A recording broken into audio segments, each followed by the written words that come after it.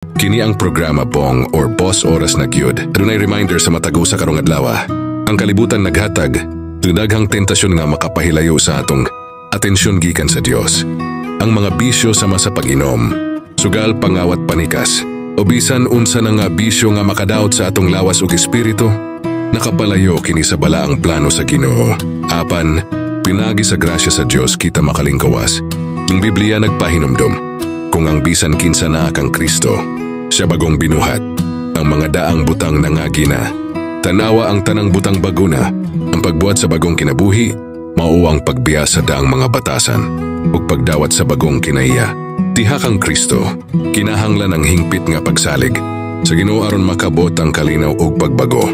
Sunod nining mga lakang aron makabiya ka sa bisyo. Pagampo alang sa iyang tabang. Hangyuwa ang Ginoo nga ihatag ang kusog, aron mabiyaan ang kadautan. Pagpangita og espirituhanong suporta, pangita, yung manghigala og pamilya nga moa sister. Kanimo sa espirituhanong paguswag, pagpahilayo sa tentasyon, likayi ang mga lugar, tao, o sitwasyon nga makaaghat kanimo nga mobalik sa daang kinaiya. Pagtuon sa pulong sa Dios, paghunahuna sa mga saad sa Ginoo, aron mapuno ang imong hunahuna sa espirituhanong kaalam. Hing Ginoo naghatag kanato, ug kahigayunan naron magbago. Saligi siya og tuguti siya nga mulihok sa imong kinabuhi.